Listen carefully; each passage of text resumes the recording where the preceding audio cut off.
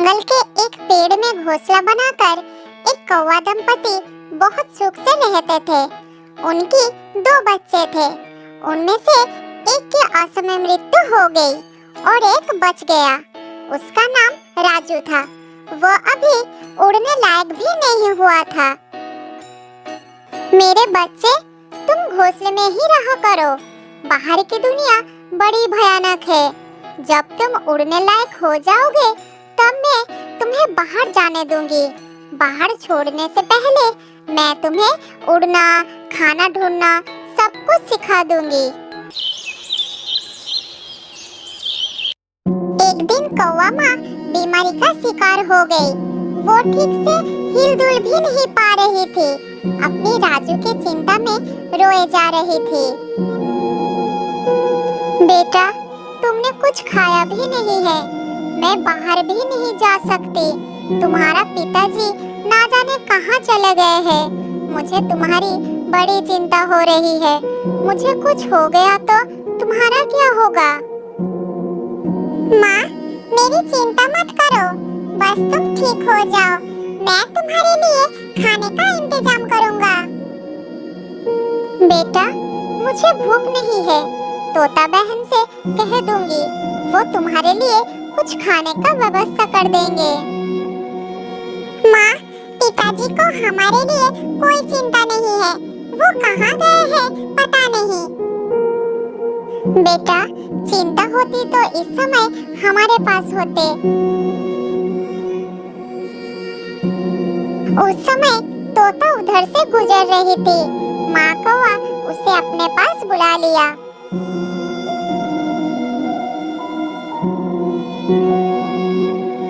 तोता बहन, मेरी तबीयत ठीक नहीं है। बहुत बुखार है। राजू कल से कुछ नहीं खाया है। इसे कुछ खिला दो। मुझे भूख नहीं है। ठीक है बहन, मैं कुछ दवाई और खाने का सामान लाती हूँ। कुछ देर के बाद तोता दवाई और कुछ खाने का सामान लेकर आ गई। लेकिन बीमारी के कारण माँ कौवा बैठ नहीं पाती। वो लेटी रहती है। बहन, मैं तुम्हारे लिए दवाई लाई हूँ। मैं राजू को खिला देती हूँ। तुम भी कुछ खाकर दवाई खा लो।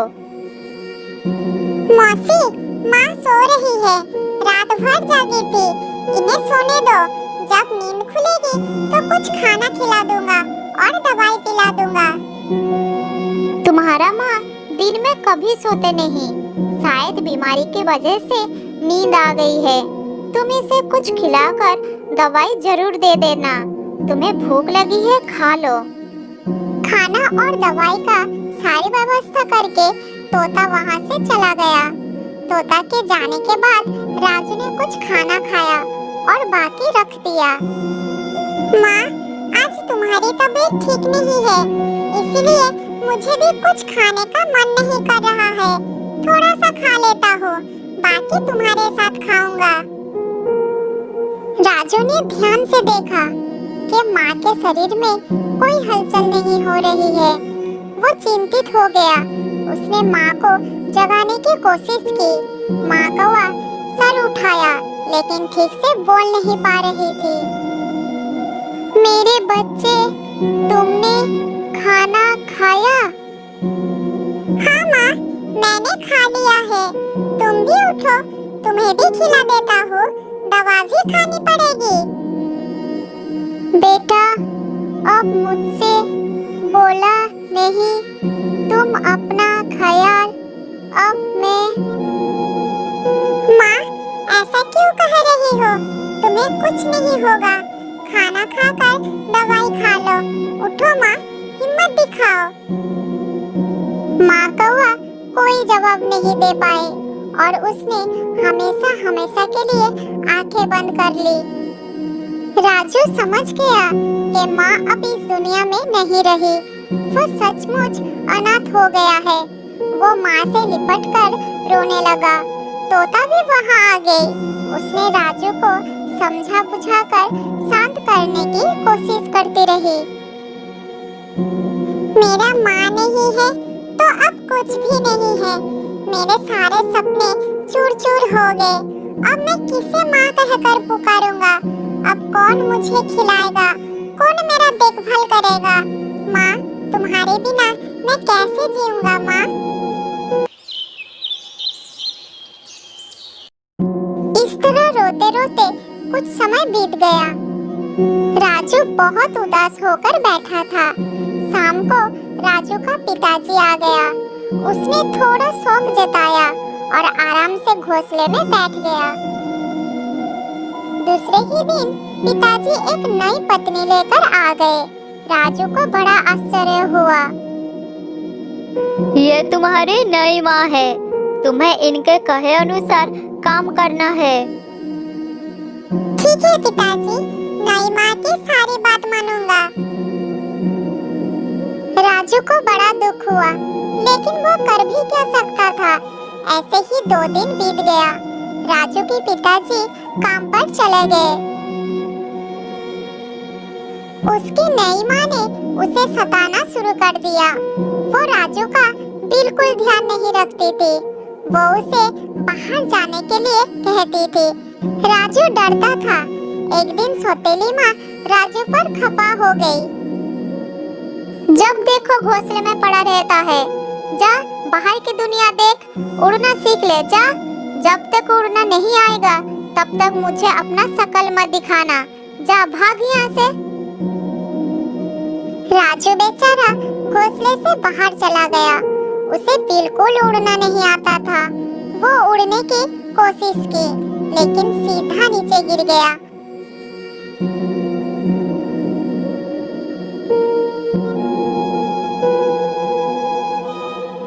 राजू एक पेड़ के नीचे चुपचाप बैठा रहा। कुछ देर बाद अंधेरा हो गया। उसे बहुत डर लग रहा था। कुछ कीड़े मकोड़ों की आवाज आ रही थी।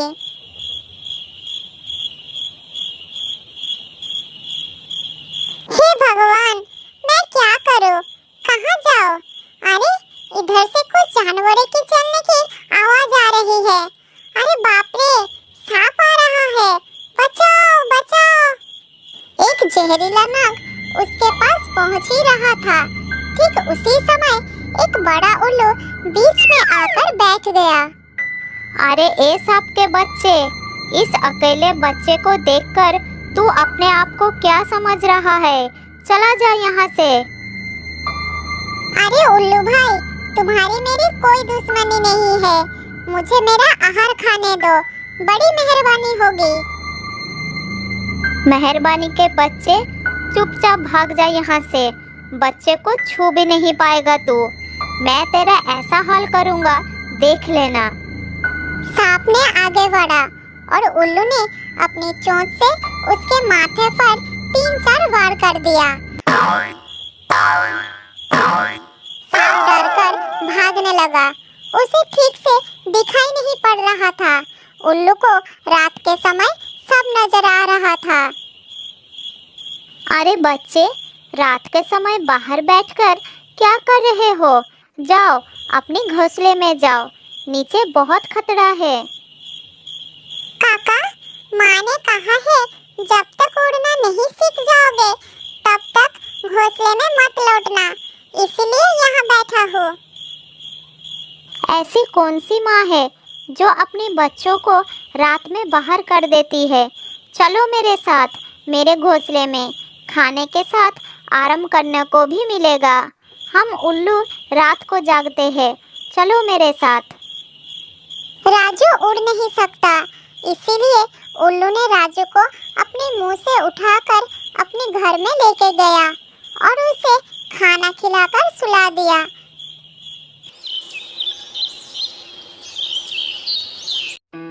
सवेरे बहुत देर के बाद राजू की नींद खुली। तब उसके सामने भोजन तैयार था। लो बेटा, खा लो। सूरज सर पर आ गया है। तुम चिंता मत करो, कुछ दिन मेरे साथ रहो, फिर तुम उड़ने लायक हो जाओगे। मुझे तो दिन में ठीक से दिखाई नहीं पड़ता है, रात में देख सकता हूँ, इसीलिए मैं रात में ही उड़ता हूँ। तुम्हें दिन में तोता मौसी उड़ना सिखा देंगे। इधर राजू की सौतेली माँ ने अपने पिता से कुछ अलग ही कहानी सुना दी। सब सुनकर राजू के पिता ने सोचा वो अपनी मर्जी से उड़कर कहीं चला गया है। पंख आने के बाद इस घोंसले में रहकर क्या करेगा? कहीं अपना नया घोंसला बनाएगा। उधर कुछ दिन के बाद तोता मोसी से उड़ना सीखने लगा। वो बड़ा भी हो रहा था। 2 दिन में ही वो अच्छी तरह से उड़ना सीख गया। तोता मोसी के कहे अनुसार उसने अपने लिए एक सुंदर घोंसला बना लिया। उसने खाने का भंडार भी इकट्ठा कर लिया। एक दिन बहुत तेज तूफान आया और राजू के पिताजी का घोंसला पूरी तरह से नष्ट हो गया। राजू के पिताजी और सौतेली माँ पूरी तरह से बेघर हो गए। वो पेड़ के डाल पर बैठकर सोच में पड़े थे। राजू के पिताजी बीमार था और माँ को घोंसला बनाना नहीं आता था। आकाश में बादल घेर आए थे। उन्हें भविष्य की चिंता हो रही थी। मेरा राजू ना जाने कहाँ चला गया। वो होता तो बड़ा सहारा मिलता। वो बहुत होनहार है। हे भगवान, मेरे बच्चे को कोई नुकसान ना हो। जाओ, उसे कहीं से ढूंढ कर लाओ। हमें उसकी मदद की जरूरत है। इस समय वही हमारा इकलौता सहारा है। उन दोनों में बातें चल रही थी। ठीक उस समय राजू आ गया।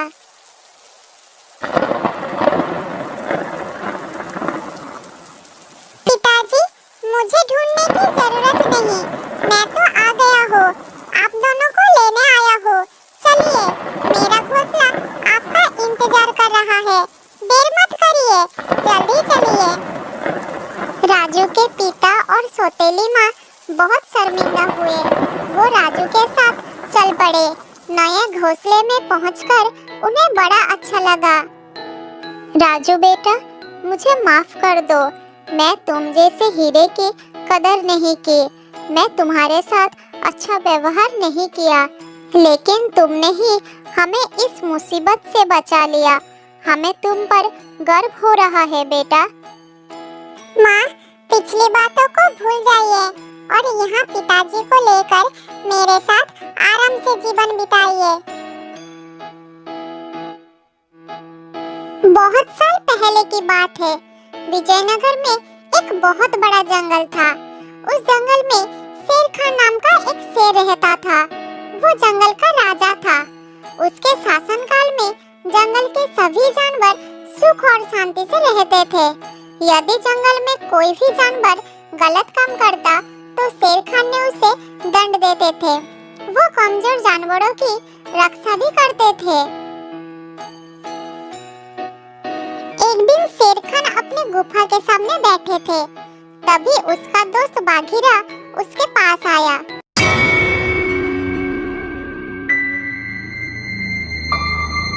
फिर दोनों दोस्त मिलकर जंगल और जंगल के जानवरों के बारे में बात करने लगे। मैं इस जंगल का राजा हूँ। मैं बहुत शक्तिशाली हूँ। मेरे सामने जंगल का कोई भी जानवर टिक नहीं सकता। ये तो तुमने सही कहा शेर खान, लेकिन हाथी के सामने तुम बिल्कुल चूहे जैसे लगते हो। मैंने ठीक कहा ना शेर खान? बाघीरा की बात सुनकर शेर खान बहुत क्रोधित हो गए। बाघीरा, तुम्हारी हिम्मत कैसे हुई मेरे बारे में इस तरह बात करने की? तुम्हें पता है तुम किसके बारे में बात कर रहे हो? मैं इस जंगल का राजा हूँ। तुम मेरे दोस्त हो, इसलिए तुम्हारे साथ मैं थोड़ा मजाक कर रहा था। तुम मेरी बात का बुरा मत मानना शेर खान। शेर खान नहीं, महाराज कहो। महाराज, मैं इस जंगल का राजा हूँ, इसलिए बाकी जानवरों की तरह तुम भी मुझे महाराज कहकर ही बुलाओगे। लेकिन शेर खान, हम दोनों तो दोस्त हैं। नहीं, आज से हमारी दोस्ती खत्म। आज के बाद मैं तुम्हें कभी नहीं मिलूंगा और कभी बात भी नहीं करूंगा। दोस्त कहकर मेरे सामने कभी मत आना। चले जाओ यहाँ से। दोस्त की बात सुनकर बाघीरा बहुत दुखी हुआ और वो वहाँ से चला गया।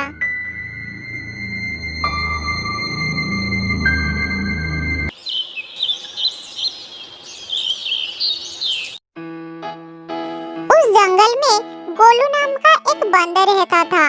वो दूसरों की चीजें चुराकर भाग जाता था। एक दिन गोलू चोरी करते समय शेर खान के 2 सिपाही के द्वारा पकड़ा जाता है और उसे शेर खान के सामने विचार के लिए लाया जाता है। गोलू को देखकर शेर खान कहते हैं, गोलू, तुम्हारी चोरियों की किस्से जंगल में दूर दूर तक मशहूर है। तुम जानवरों के घरों में ही नहीं बल्कि मेरे दरबार में भी बहुत चीज़ चोरी की है। इसलिए मैं तुम्हें पहाड़ से गिराकर मरने की सज़ा घोषित करता हूँ। आज से ठीक 2 महीने के बाद तुम्हें पहाड़ से गिराकर मारा जाएगा। सजा सुनकर गोलू रोने लगा और बोला, महाराज, मैं अब कभी चोरी नहीं करूँगा। मुझे माफ कर दीजिए महाराज, मेरे घर में छोटे छोटे बच्चे हैं। लेकिन शेर खान ने उसकी बात नहीं सुना। तब एक सैनिक उसे ले जाकर कैद खाने में बंद कर देता है। उधर गोलू का दोस्त हिरन को जब इस बात का पता चलता है तब वो गोलू से मिलने के लिए कैद खाने में पहुंच जाता है और उसे कहता है, देखा गोलू, तुम पकड़े गए ना। मैंने तुम्हें कितनी बार कहा था कि चोरी करना छोड़ दो। अब क्या होगा बताओ, कैसे निकलोगे यहाँ से? वो सब छोड़ो हिरन भाई, जो होना था वो हो गया। मुझे तो बस अपने परिवार की चिंता हो रही है। काश मैं मरने से पहले उनके लिए कुछ कर पाता। मेरे छोटे छोटे बच्चे हैं, बीवी है, अब उन सब का क्या होगा? मेरे बिना वो भी जीवित नहीं रह सकते। गोलू की बातें सुनकर हिरन सोच में पड़ गया। फिर वो शेर खान के पास गया और बोला,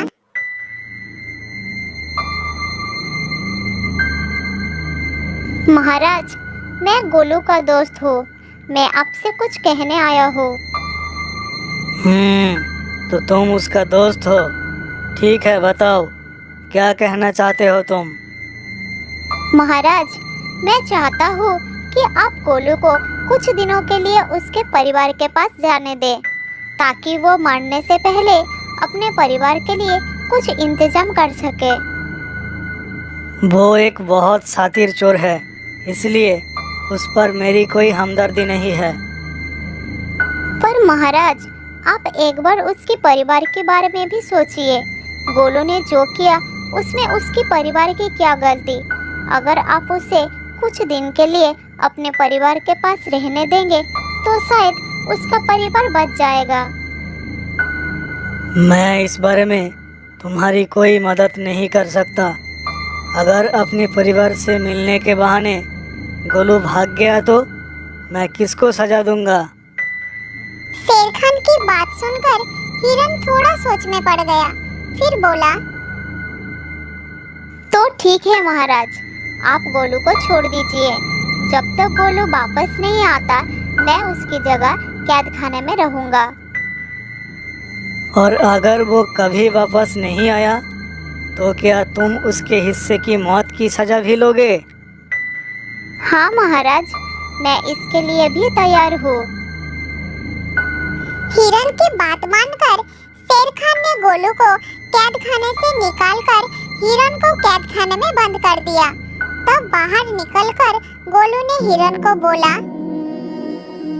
दोस्त, तुम चिंता मत करना, मैं समय से पहले ही वापस आ जाऊंगा।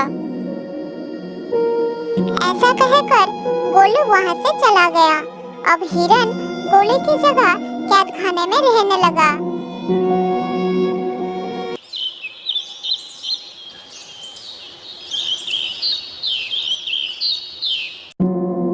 इस तरह बहुत दिन बीत गया, लेकिन गोलू वापस नहीं आया। तब एक दिन शेर खान ने हिरन के पास आया। हिरन, देखा, मैंने कहा था ना, गोलू वापस नहीं आएगा।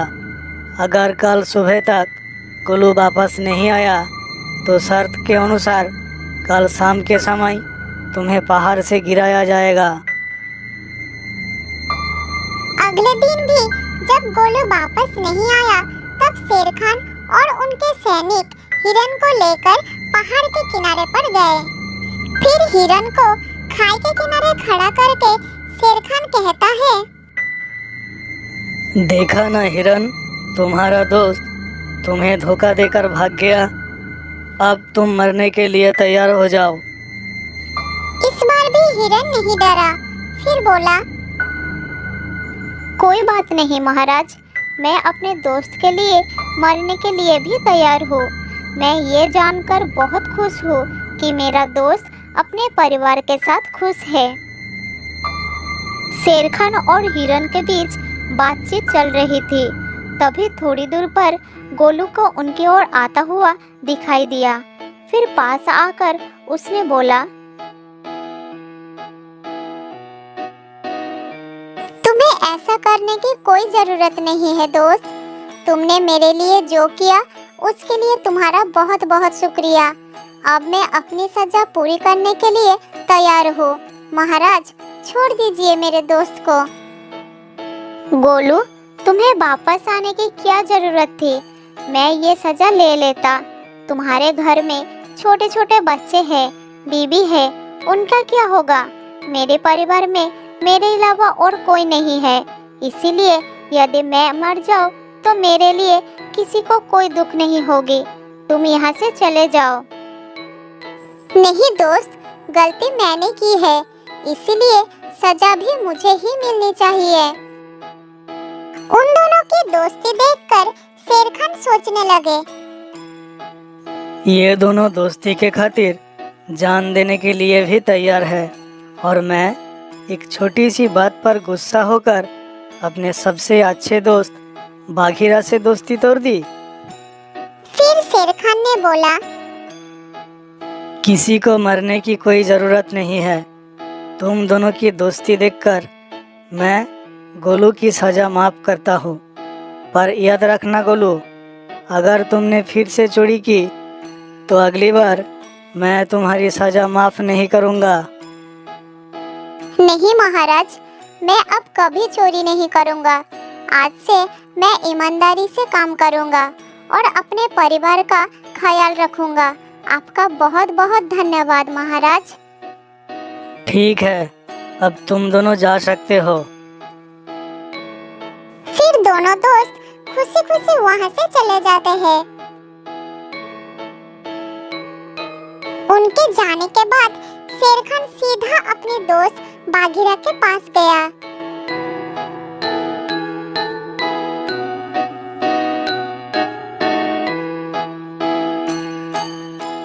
बाघीरा, मेरे दोस्त, मैं यहाँ तुमसे माफ़ी मांगने आया हूँ।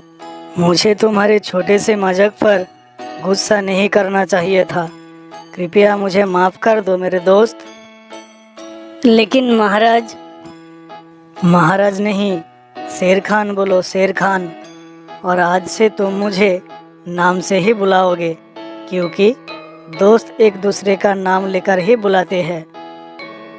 और इस तरह गोलू और हिरन की दोस्ती देखकर शेर खान को अपनी गलती का एहसास हुआ और उसने बाघीरा से माफी मांगा और दोनों फिर से दोस्त बन गए। तो दोस्तों, इस कहानी से हमें ये सीख मिलती है कि कभी-कभी दूसरों की अच्छाई देखकर हमारे अंदर की अच्छाई भी जाग जाती है। इसीलिए हमें अच्छे काम करते रहना चाहिए।